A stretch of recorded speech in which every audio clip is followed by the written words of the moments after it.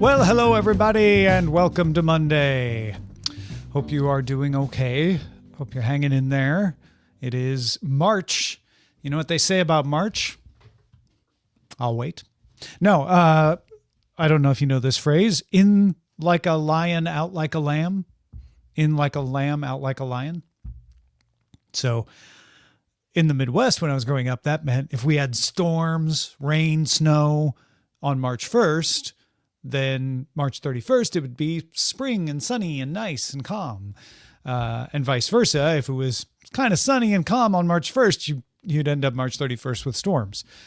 I don't know scientifically if that is statistically accurate, but we all paid a lot of attention to it. So it was in like a lamb here.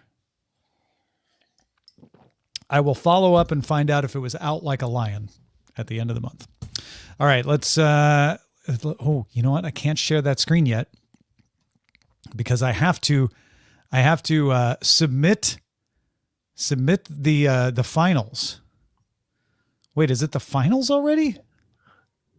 Are we at the finals already? I said semis in the title. It's the finals, Amos. It's the finals, Tom. Oh man. All right. So I submitted these before the show last time, but I'm doing them live now. Not in any way because I forgot. Okay. This is a planned promotional method. Newegg downing Best Buy 57-43. Oof. Wow. Upset. Then Radio Shack and Micro Center. Radio Shack. 54% of the votes to 46. Oh my gosh. All right, folks. The matches are now open for voting. I never voted, by the way, in the last one. So I did not put my thumb on the scale. Not that it would have mattered. Radio Shack versus Newegg for the title of best tech store of all time. And I know a lot of you are like, Radio Shack, not a computer store. Best tech store still counts, even if you don't think of it as a computer store. And Newegg, Radio Shack and Newegg. Wow. I am a little shocked that Micro Center didn't get more. I mean, 54-46 isn't a total blowout, but I thought that would be at least closer. Huh. Look at that. I actually thought both of them would go the other way. Yeah. Yeah. I really thought Best Buy would beat Newegg, although I'm less surprised by that one. Yeah. Well, actually, I thought Best Buy would beat Newegg. I'm maybe more surprised that Newegg beat Best Buy than I am that Radio Shack beat Micro Center now that I think about it. I don't know. I think Radio Shack's just got the nostalgia factor. I don't think it's... Yeah. For me, anyway. I mean, I went with Newegg and Micro Center. Those were my two votes. I didn't vote. So yeah. I probably would have gone Best Buy and Radio Shack. But I don't know. In the moment, I might have gone Micro Center. It's a... Osmond is inconsolable that Radio Shack is winning. Inconsolable. Don't try to console Osmond. Oh man, this was fun. I've enjoyed this. From a field of 16, Radio Shack, the number 7 seed, had to get past Computerland, Fry's, and Micro Center. Not an easy road. Computerland maybe, but Fry's and Micro Center, tough components. Yeah, I was going to say, because Radio Shack took out Fry's, I mean, Micro Center is kind of, it's in the same vein, so yeah, maybe it shouldn't be such a surprise. I guess so. Yeah, they're similar makeups. Yeah. And then Newegg took out Computer City, which is probably just not that well known. That one's not a big surprise, but took down ThinkGeek and Best Buy again. Yeah, I mean, but again, I had Newegg taking out Best Buy and ThinkGeek and Computer City. So yeah, you're not surprised with the rolling dominance of Newegg. Yeah, no, it was an early favorite for me. So Radio Shack is my surprise pick. I didn't think it'd last this long. I figured it'd probably maybe get to semis, but I didn't think it'd survive semis. I think you're right though. It's the nostalgia, right? I think we think Radio Shack was better than it was, honestly. Like I used to go there because it was the only place to even see a computer outside of a business or school Right. in my town. There was nobody else selling computers, but you could go to Radio Shack and they'd have a TRS-80 there and they'd let me play with it. It was also a hobby shop. So they had like balsa wood and stuff, which Radio Shacks didn't normally have. So it was a wonderland. And they'd always have the newest stuff. Like, man, I think back on it now. I don't remember the guy who ran the Radio Shack. His wife ran the Will of the Wind hobby side with all the balsa wood and crochet stuff. And then he ran the Radio Shack side. He just must have been in seventh heaven because he always had the latest whatever from Radio Shack at his disposal. I mean, granted, he had to have it available in the store, but he got to play with it all. That's crazy. Micro Center is too practical. There's no wisp of nostalgia around it. There's no, soft focus, brown tinted memory. It's just the place you go to get something. It's just sadly not as exciting to a voter. Well, now we're going to go lessons from this to all kinds of voting. We're both of these, Newegg and Radio Shack, are vestiges of times gone by, right? Because Newegg's no longer in its heyday. Yeah, the nostalgia feeling is strong. So I think Radio Shack takes it because I think people are more nostalgic for Radio Shack than Newegg. This is one of those things where the nostalgia pick has to go to Radio Shack. The functionality pick has to go to Newegg. Absolutely, and as we've seen, nostalgia beats practicality every time in this tournament so far. Oof. I think Radio Shack's going to take it. Now, then there's also there's also the factor that everybody voting in this listens to what we say. This is not a situation where there's a large populace outside of the range of our voice. So we might be putting a thumb on the scale by saying that, right?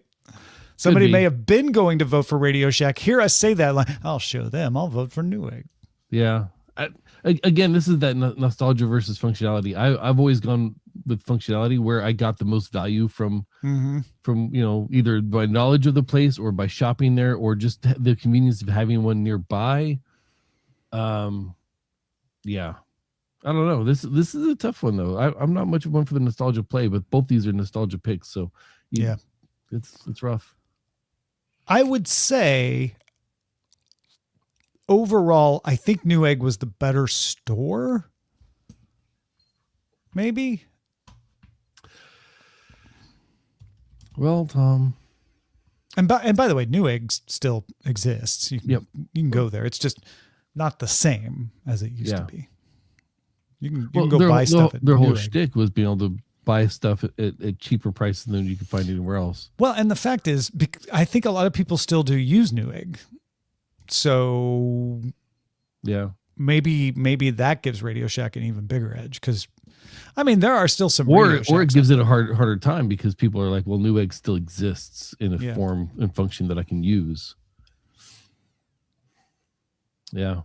I was introduced to Newegg by the fact that I could buy an OEM copy of Windows with an adapter cable, and it was like a third the price of buying Windows by itself. Yeah. I think when we said they're both nostalgia plays, we may have overstated it because it's not like Newegg is gone. It's just not as beloved as it once was. That's all. Yeah. So maybe that actually keeps gives Radio Shack more of an edge. Lord Mulgar says, I will allow it if it is pre-sprint Radio Shack. And you can define it however you want. Yeah, Newegg is now owned by Hangzhou Lando Interactive, a Chinese tech company that holds the majority. I mean, Ryan's like, they're no longer an option. They were majority purchased, owned by a Chinese company, but most of the stuff you buy is from a Chinese company. If you buy a cable, it's probably made by a Chinese company. Lenovo, Chinese company. Anchor, Chinese company. Like, I think people they have feelings about Newegg, and they didn't want Newegg to change, and they got a new owner, and it changed. I don't know if it has to do with the fact that it's a Chinese company so much. They definitely changed. I won't dispute that. But yeah,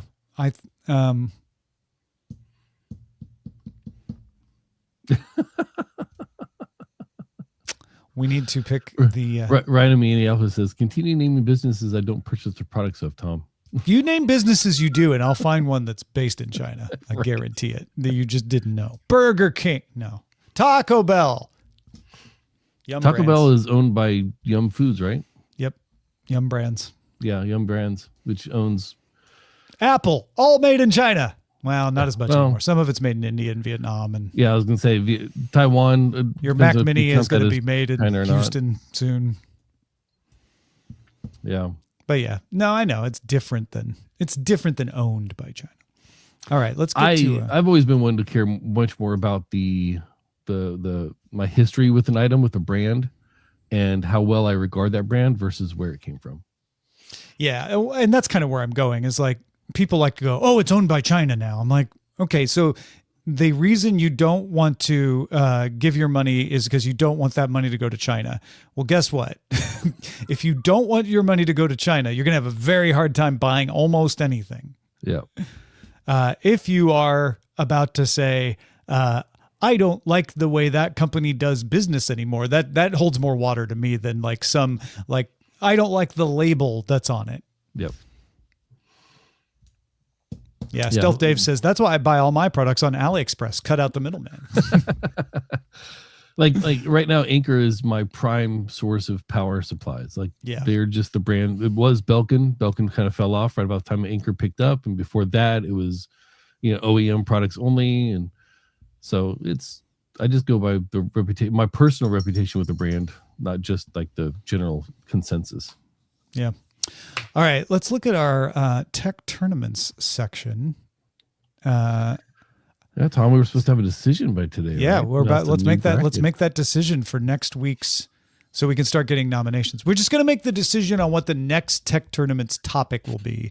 Then we can start a thread for you to nominate competitors in that topic. CCO Mario likes the idea of a sci-fi tournament. But suggested, what if you did a tech in sci-fi? Transporters, pod racers. Oh. Yeah. That's kind of cool. I like that. Yeah. Sci-fi tech. That's a good one. Okay. Warp drives and holodecks and time machines. Argonel suggested biggest tech news story of the year. We could do that at the end of the year. Yeah, that seems like a year-ending one where we've had time to process that throughout the year to think of what our nominations would be as opposed to jumping in like last year's. Yeah. Matthias has like 8 suggestions. Hacker Showdown, 2 separate tournaments, one for best representation of a hacker in a work of fiction and another for worst representation of a hacker in a work of fiction. Video gaming franchises, best game consoles, OS Graveyard, a bracket for the worst operating systems ever released. Game Board Face Off, Techpocalypse, best tech-related apocalyptic movies or TV shows, best science fiction shows based on space travel or featuring space travel, great tech failures like WebOS and Betamax. That's pretty fun. Most overpromised and underdelivered tech trends, e.g. Segway, 3D TV, Juicero. I feel like those you start running out of ideas faster than you think. Dead tech architects, retired devices that most influence the gadgets we use today. I really like that one. Palm Pilot, BlackBerry, the iPod click wheel. What I would like to, I know it's your bracket and everything, but I'd like to try to stay away from anything that skews negative. Yeah, same. So it's fun to be like tech failures, but then like worst products is different than tech failures. And I know it's a matter of framing. Tech failures could be positive if you bear with me, right? It could be like, oh, this is like the Lisa, right? It failed, but its failure paved the way for the back Right. that we all love today, right? Again, it's framing. Yeah, whereas the hype cycle Hall of Shame just feels like you're punching down. Like, poor 3D TV. It never hurt anyone. Never had a chance to because no one bought it. Or if you did, you didn't buy it for that. My LG has 3D in it. I think we used it when we first got it to see what it looked like, and we're like, yeah, okay. Yeah, my computer or my TV in the basement is 3D capable, and I didn't realize it until I opened the box and had the glasses inside, and I was like, "What are these for?" Oh, we've never used it for 3D, and Dave wants a tournament of 3D TVs. I actually bought it because it was on a flash sale for $350 for a 55-inch TV back in 2015. All right. So, I think tech and sci-fi seems to be the one that people I think that's got some legs. Yeah. So not sci-fi straight on, but best DTNS episodes. I don't know about that. Yeah, let's go with best tech in sci-fi. Now, for this, we'd have to label not only the tech, but also the show that was mentioned, that you're mentioning, because you can't just put, transporters, because that's in different shows and shown different ways. Time travel is shown different ways in different shows. So it's kind of a tech thing plus the show. I don't know. Or do you want to go just general category? I think it's fine to say you just have to have the technology.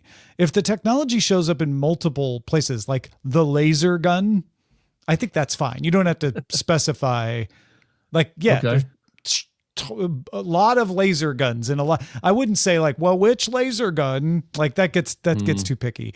But I'm with you that, if you say the transporter, then the Star Trek transporter. We acknowledge that that's the one you're talking about, the holodeck, something like that. Right. All right. Warp drives, faster than light travel.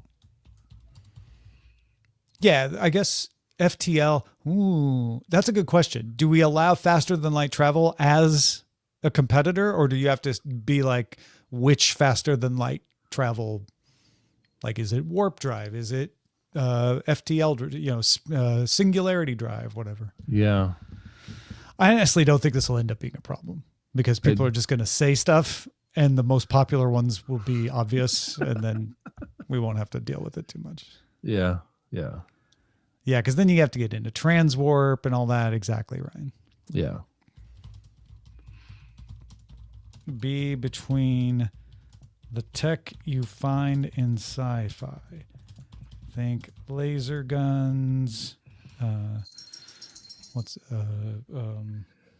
replicators, etc. What should compete? Name it in this thread. Okay. And if you are not in the Discord, but you would like to suggest something, feedback@dailytechnewsshow.com. Just let me know that way. Nominate the best tech in sci-fi. All right. That thread is open. There it is. Feedback@dailytechnewsshow.com. Oh, there's our email address right there. Yeah. It's almost like there's a button for it, Dom. Where? I hit the button. Is it in the media assets? It's in banners. It's in ban. Well, of course it's in ban. Why is it in ban? Patreon.com/DTNS. See, you found it. Save it for the show. Why is this one in here? It's in the wrong studio. It is. There's some things have bled. Yeah. Well, because there's folders. That one's in the wrong folder. Because someone was probably in this folder and needed it and didn't want to go looking for it, so they just created it right then on the spot. Yeah. I want to know why this one's in here. It must have been a CES edit. So this is funny. Yeah. I didn't realize all these were in here. Okay. All right. Nice. So please do go in and we've got 4 nominations already. Ryan nominated the TARDIS, Lord Mulgar, the Holodeck, and the Replicator. Chubby Cheese, the Universal Translator. These are good. This is a good start. Let's get those creative juices rolling, because it's good to have a few people just putting stuff in there so that other people look at it and then start to, they need to see examples before they start getting their ideas. So thank you for getting that ball rolling. That's good. What else we got today? I thought I always think this will take longer.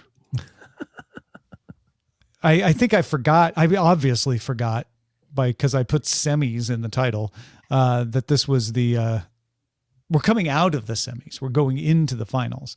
Yeah. So I thought we'd have more. I guess I thought we'd have more matchups to look at. And maybe that would take longer, but yeah, that's it. Best Buy, Newegg, Radio Shack Micro Center, Newegg versus Radio Shack. Should I vote?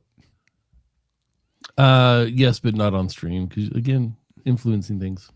Yeah, I've already voted, but my vote's already in there. So,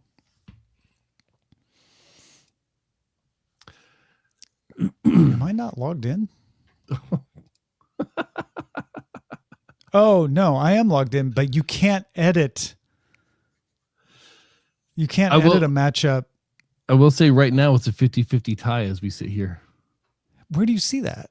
I just refreshed the page. But I mean, that's why I wondered if because I didn't press the submit button. That's why. Okay.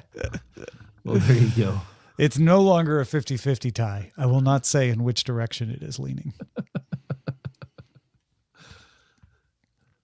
Look at that. Well, Tom, for what it's worth, for the audience's sake, it looks like we've split our vote. So you and I? Yeah. How do you know? Because the totals are different now than because you saw it go up by 1. Yeah.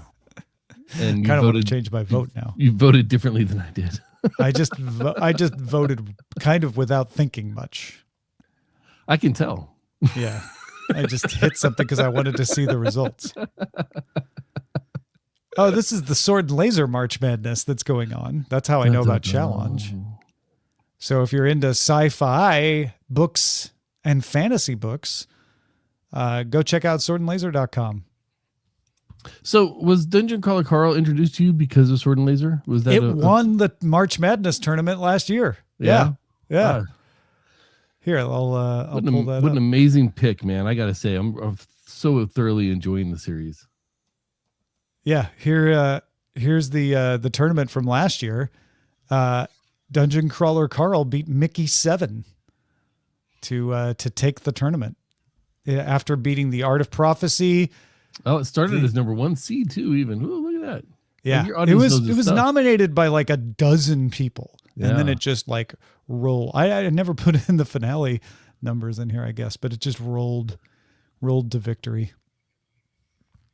And there was, of course, a lot of Sturm and Drang about whether it should be considered fantasy or sci-fi, which is almost a spoiler, but not really a spoiler. If you read the book jacket copy, you kind of get it, but it was put in the fantasy bracket because it's dungeon crawl, but you can make an argument it should have been in the sci-fi bracket. Yeah, I can see a strong argument either way. Honestly. I think it more properly belonged in the fantasy bracket because the majority of the content is about the dungeon crawl, and that's very fantasy themed, fantasy focused. Yeah. Whereas the sci-fi elements come in the fact that it's kind of video game tropes and framed in a sci-fi universe. Yep. And so to me, it's like, well, yes, you can make an argument that the genre is sci-fi, but who's it going to appeal to more? It's more likely to, if someone hates fantasy, they might not enjoy Dungeon Crawler Carl as much. No, they might hate read it. Yeah. Well, they probably love it because it's pretty good, but they would say they hate Reddit. Unless you're dead inside like Brian. My gosh. Yeah, I don't know. I don't know how he can't make it past the 3rd chapter, but it's fine. Sometimes if stuff's too too tropey. He doesn't like it. This is just me making stuff up. He might totally disagree with this, but and so maybe that's it. Maybe it's the fact that there's so many tropes on purpose. Maybe that's why. What do you take the whole Nathan Fillion thing lately? Razin said Nathan Fillion has posted a new video with River. Speaking of sci-fi, I have no idea. What is it? Oh, there's videos. I didn't know if they were AI or if they were actually being posted, but Nathan Fillion is stopping by like the whole cast of Firefly and doing these little vignettes telling them it's time. Oh, okay. And that's feeding into the rumors that Disney came up with, saying they might want to resurrect the series for a limited run. Okay. Mm-hmm. Yeah. So, is there an anniversary coming up? Let's see. I'm looking at the significant dates. Not really. It was released September 20th, 2002. So the 24th anniversary. Well, maybe next year. It'd be 25th anniversary next year. Well, yeah, seems a little early to start promoting that. Tom, I don't know. Yeah, maybe. Well, because I guess all the rumors so far have been fan driven. If you actually have, but why is he doing it? It could be that he just misses them all. It feels a little. That'd be a real jerk move, though, to fire up the fan frenzy intentionally without there being a goal of a product on the backside. See, if the 25th anniversary was this September, I would be like, oh, they're probably going to release like a 25th anniversary version, of it's next year though, so they'd have to film this year to get it going for next year. Well, no, a 25th anniversary version of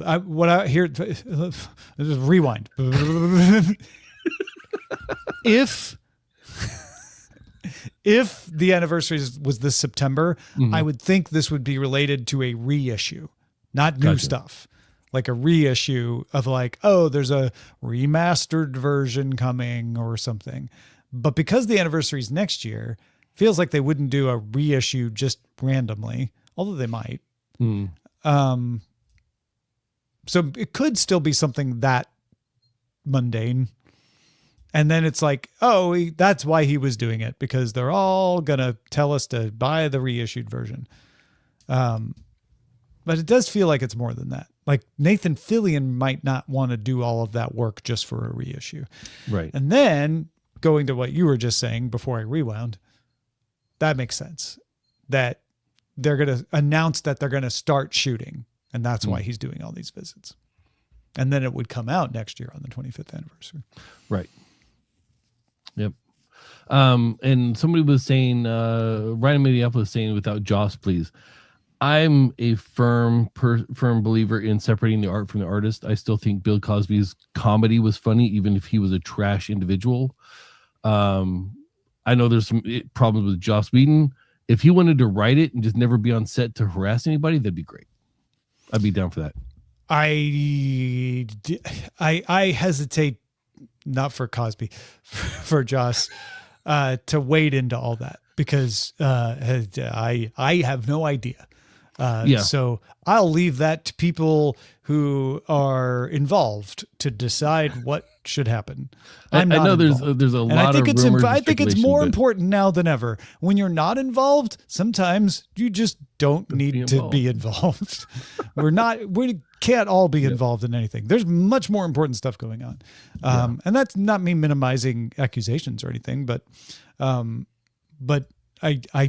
don't need to have involvement in that. And I would be just fine if it's a really good Firefly that didn't have Joss Whedon involved, as I would be if it was a really good Firefly that did, like you were saying, separating the art from the artist. Frank Sinatra was a horrible person. Love his music. Right. So that said, just, I wanted to make sure to have a reference that everyone could relate to. Lord Mulgar says Nathan Fillion guest stars everyone he's worked with on Once We Were Spacemen with Alan Tudyk. So it might just be that. Yeah, might not have, and the internet being a pattern recognition machine made up of multiple neural networks of humans is just deciding that he's going around when he's not. He's just doing what he's always done, but suddenly hit a bunch of Firefly people he used to work with, and everybody's like, "Oh, he's doing a thing." Yeah, Bill. Bill says I never watched Firefly. There's not that many episodes and just one movie, so I find it enjoyable. I'm actually supposed to start watching with my 13-year-old. She's never seen any of it, so watch them this weekend, and we just didn't get to it. There's just too much going on. It's one of my favorite series, though. My favorite series always balances between Friends and Firefly, depending on like which references have come up more recently. Mm-hmm.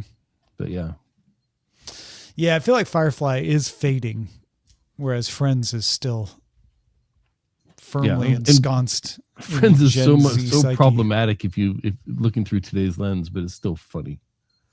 The show is still hilarious. Summer Glau was a guest on Once We Were Spacemen 2 weeks ago.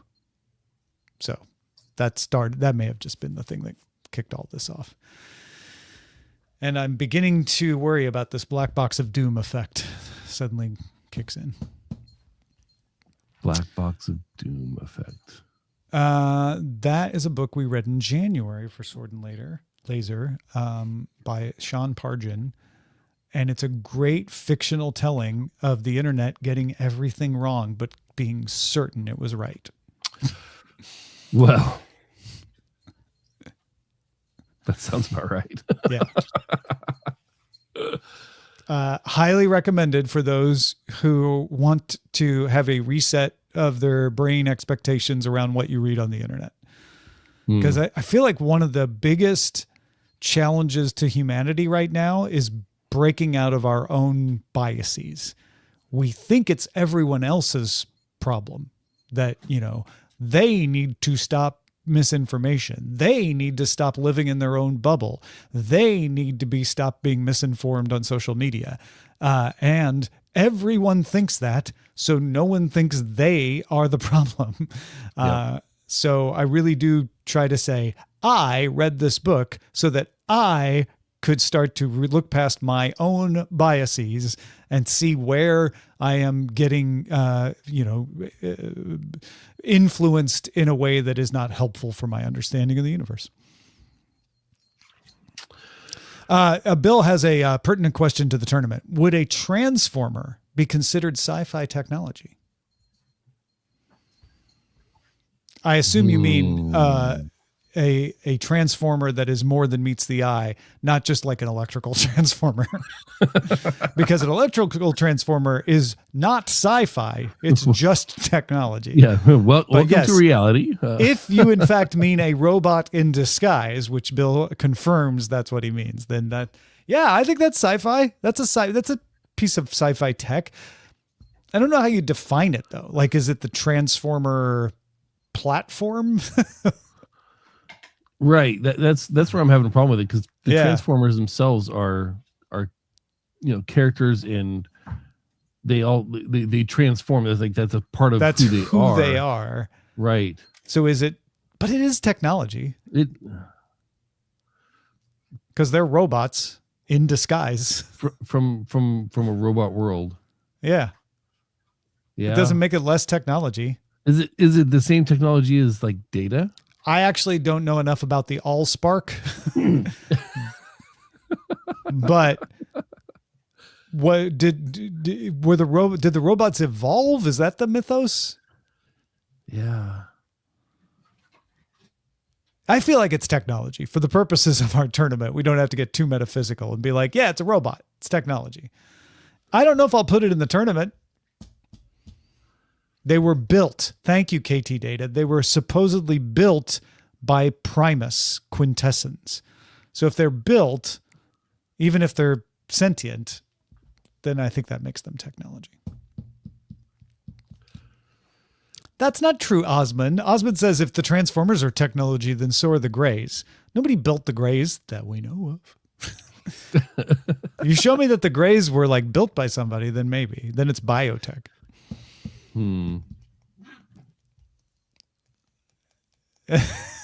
then Lord Mulgar's like, what about Voltron? You're right in it. The Voltron. Yeah. I think this is going away from the core. This is mission creep. It's taking us away from the core obvious ones, which are laser guns, robots. Let's just say robots. That is a sci-fi technology. Well, although it's becoming less sci-fi all the time. But if we're within the realm of sci-fi technology, then sci-fi robots is a category. That's a thing that we could put in the tournament. The kind of robots you can't have yet. Stealth Dave says fembots should definitely count. Possibly. I still want that microwave thingy from Fifth Element. Ooh, that's a good one. Maybe we should I'll be right check back in. Oh, yep, no worries. I'm going to check back in on the nominations because we got a bunch. Wow. Okay, you guys are good. Deflector arrays, Heisenberg compensators, the Schwartz. Is the Schwartz? And actually, I don't know about that one. I'm going to give it a laughing emoji though. Hoverboards and jetpacks, roll-up displays from the Expanse, holograms, flying cars, true ideal smart homes, a Stargate, lasers/phasers. That's a good way, Chubby Cheese, to put that. Lasers/phasers, lightsabers, medical nanobots, the holophoner, real self-driving cars. There's a lot of this that we have to be like the real robots, real self-driving cars, the real smartphone, infinite improbability drive, the what if machine, cloaking device. That's a good one. Tricorder, the Finglonger, Kit from Knight Rider. Blue Thunder, would the Kit count as a Replicator, robot? the Universal Translator.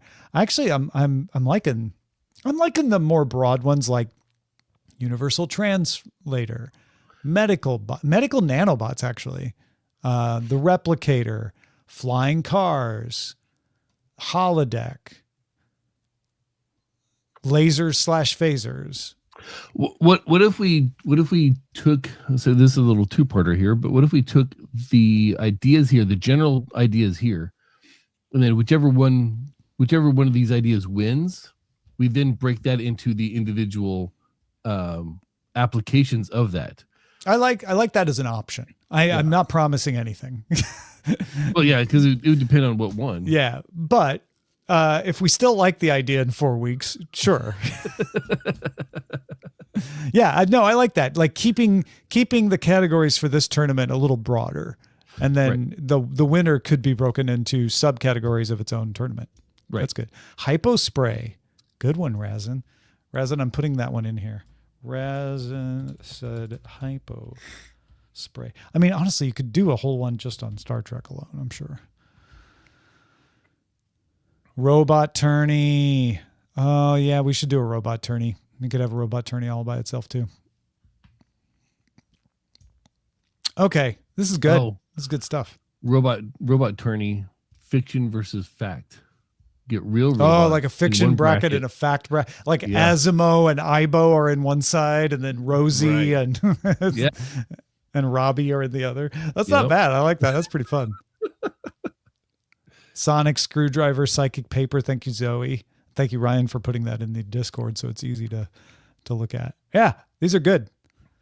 All right, so put in your best tech in sci-fi nominations either by email or in the Discord, and then next week on the Monday stream we'll lay out the tournament, and we'll crown the best tech store of all time. Yeah. Oof, that's gonna be. Should we have drinks available to, in case our nominee wins, we can celebrate? To toast the winner. I think so. I'm always down for a Monday afternoon beer. Like, we could do this. I mean, if you give me an excuse for one, I'll do it. I ain't afeared. Yeah, oh man. Favorite tech store tournament. I'm enjoying this. This is really fun. I hope you guys are enjoying it too. Now we need to find a way to commemorate these things. Like we need maybe a page on the DTNS site that says the winners. Yeah. Has maybe a snapshot of the tournament on the side. We could have a tournament Hall of Fame, Hall of Champions, tournament Hall of Champions. There we go. I like that. Yeah. Yeah. Well, keep them coming, folks. Anything else, Amos, before we wrap up? Have you ever been on a trip only to realize that the whole point of your trip is no longer valid because you forgot something? I don't think so. I went to Seattle. I've been on a trip where I forgot stuff, but it didn't invalidate the point of the trip. What are we talking about here? I had to go to Seattle to get my daughter's car shipped up here. I turned that into an anniversary trip in Portland with my wife and I. We scrambled, got everything done, had all the paperwork taken care of. Everything was pre-approved. We get to the airport in Seattle. Mm-hmm. And my wife says, okay, the rental car shuttle's on this floor. And I was like, but we're not going there. We're going to go pick up our daughter's car and drive it to the hotel. We're getting the rental car tomorrow. She says, oh yeah, that's right. Do you have the keys? I think. So I ended up cashing in all of my miles on Alaskan Airlines to fly my daughter round trip from Anchorage to Seattle to hand us the keys to fly back on the next thing smoking. So hold on. Let me get this straight. You went there to get that car. Yes. The original point of the trip was to fly down there, get her car, clean it up, use up some gas because it can't be more than a quarter tank, deliver it to the vehicle processing center, and then come back home. We expanded that into a weekend in Portland for our anniversary. Sure, which is totally fair. The vehicle processing center was doing what with it? They take it and ship it to Alaska. So you're not driving it back to Alaska. No, you're like, need to get this car all set and ready to get shipped to Alaska. Yes. And so you do everything, all the paperwork. Then you go to get the car so that you can drive it to the place that it's going to get shipped from. Yes. And realize the entire time you've been there, you didn't have the keys. And so the solution is to cash in miles for your daughter to fly from Alaska to Seattle, hand you the keys, and then get on the next plane back. Yes. That's amazing. So, not last Friday, the Friday before, when I was tired and we were doing our little pre-recording, it's because we had arrived the night before so we could have a decent night's sleep and get everything done. But we had to interrupt that sleep right in the middle to go to the airport to get the keys for my daughter to send her back up north. So Stealth Dave wants to know, was there no option to overnight? FedEx, UPS, something like that? We found out Wednesday night or Thursday night at about 11:30 Pacific time. Our appointment was at 13:30 Friday. So we had about 14 hours. Yeah. Not all of that was usable because FedEx, UPS isn't going to open until 9 o'clock Alaska time. Sure. We could have gone to the dealership to actually hand over the do the key, but then they'd have to normally dealerships don't keep the keys in stock. They have to order it, and then they have to program it for the car, which means we'd have to have the code from the car. It became a huge hassle that I didn't think we'd be able to get done in time. So the option that made most sense was to send my daughter down. It would have taken too long to get a new set of keys made. Right. Probably. And the overnight couldn't happen because it was too late when you discovered it. Yes. Yeah. So, well, there you go. It was actually the cost-effective solution. And your daughter got to feel like a baller. Yeah. Like, I'm just flying in to drop off some keys. See ya. I'm jet setter. Yeah. So that's how that trip started. There were many other little twists and turns and kerfuffles. Yeah, Stealth does have. At least you had a solution. Yeah, well, this is one of those times, Tom, you and I have talked about the difference between my brainstorming and Roger's brainstorming.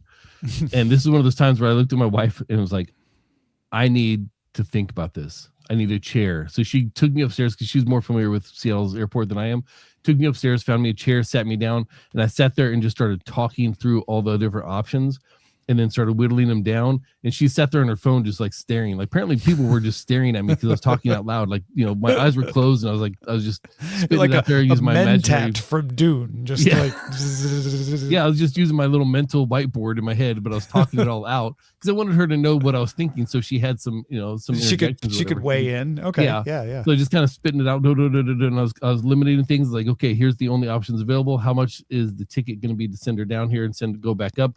I can't do it because my back is already tinged from the flight we just had last night. I'm not doing another double round trip here. My wife is the one with the appointment. She can't go to Alaska and then get delayed, so that's not going to work. Okay, well the best option is to send the petite young lady who is partially responsible for us not having the keys for her car to go through the pain of flying down, handing us the keys, then flying straight back up and going back to the house. And you know, going through the whole process, and finally came up with, like, this is it. If we have the miles, we're doing this. If we don't, then we're just going to throw it on a charge card and deal with it. And I had about 115 more miles than needed for the round trip. Okay. Yeah. So it worked out. So it cashed out. It just barely, but it worked out.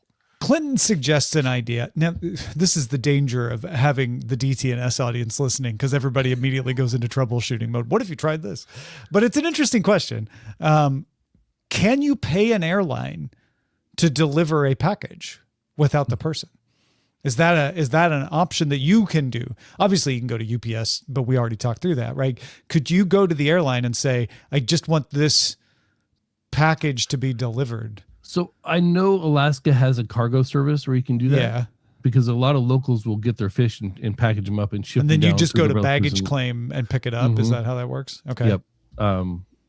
And usually when you do that, you have to go into the oversized area where you have to check your name, all that stuff.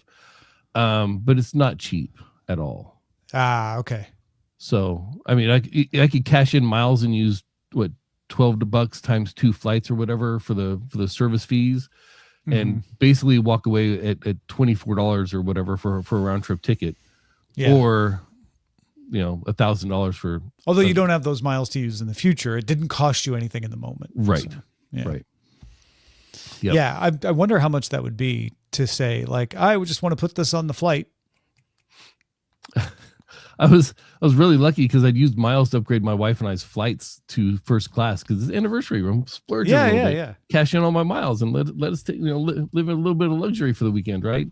And then come to find out, I had 45,111 miles or something like that, and it was a 45,000 mile round trip. I was like, oh, so close.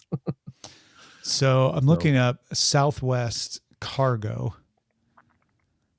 I know you were on Alaska, but it was the first thing that came up. And they're all going to be competitive anyway, so. Yeah, it makes me pick a thing. Next flight guaranteed. Okay. Whoa, this is international though. I don't need an international. Trying to get your keys to Japan, Tom? General commodity. Less than 100 pounds. Let's say zone 1, that's the cheapest you can do, $70. That's not bad. It's not horrible.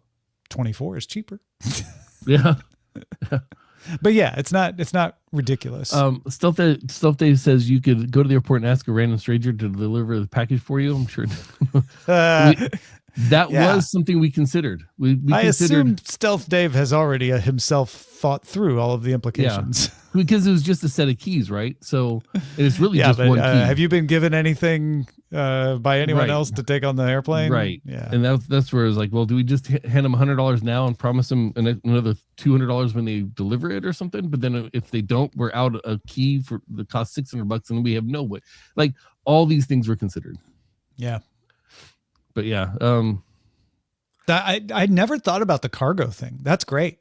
That's I could send stuff to my sister that way if it were going to cost more than $70. It's 100 pounds. At 100 pounds, you start paying extra per pound. Up to 100 pounds anyway. As long as the you live minimum is 70. Proximity of an airport.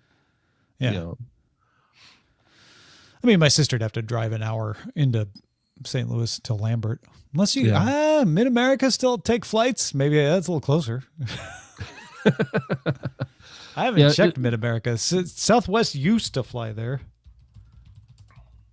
Airport in Illinois. Does anyone still fly there?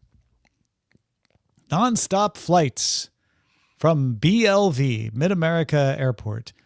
It goes to MCI and that's it. They go to Vegas. They go to Myrtle Beach. Oh, wow. They go to Orlando. Yes. Okay. Yeah, they do not go to Los Angeles. Who? Airline information. Who are the airlines? Allegiant is the only airline out of Mid-America. Okay. That's why the weird smattering of stuff. Yeah. Okay. It probably has to be nonstop flights for that to work too. I was going to say for those cheap prices, it would be.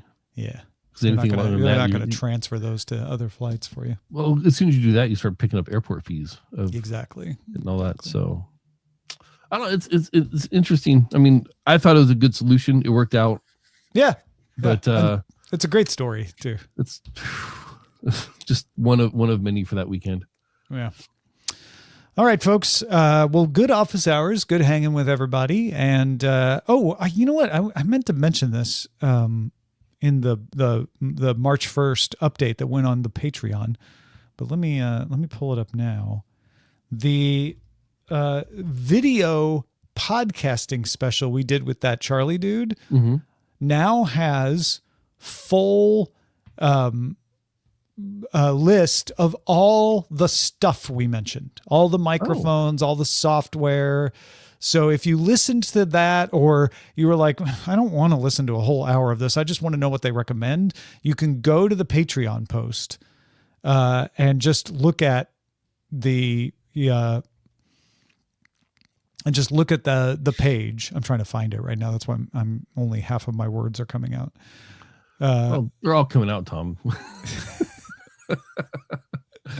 You don't know what other words were with sentence come. Let's see where it is. Gear for the Video Podcaster is the name of it. Okay, it's a little farther back because it was on. Anyway, that's the wrong one. Let me bring it up on the old screen share so that you can see what it looks like in case you're watching the video and you want to eventually make this a part of your life. Is that the one? Yeah, I think that's the one. So there you go. See, it's got microphones, wireless lavs, interfaces and adapters, cameras, all in there. And if you're not a patron and you want to get that, because you do have to be a patron to access that post, you can buy it on patreon.com/DTNS. That is the store that we have where you can buy stuff. Now there's a class on podcasting that has been up there for a couple of years that you can also buy. But if you go to patreon.com/DTNS/shop, you will find gear for the Video Podcaster that you can just, I just want that one episode. You can grab it. So that is a new option as well. If you don't want to become a patron, you can just get that one episode. Although it's cheaper to become a patron for a month than it would be to buy the single episode. Word to the wise. All right, we out of here? Yeah. Let's get. Thanks, everybody, for watching. It's good hanging out with you. And we will be no Cord Killers tomorrow. It already happened on Sunday. Yep, so if you're a Cord Killers fan, that's coming out today. And tomorrow, DTNS with Jason Howell. And then Wednesday, Live With It, DTNS with Sarah. All that good stuff. We do a mailbag tomorrow?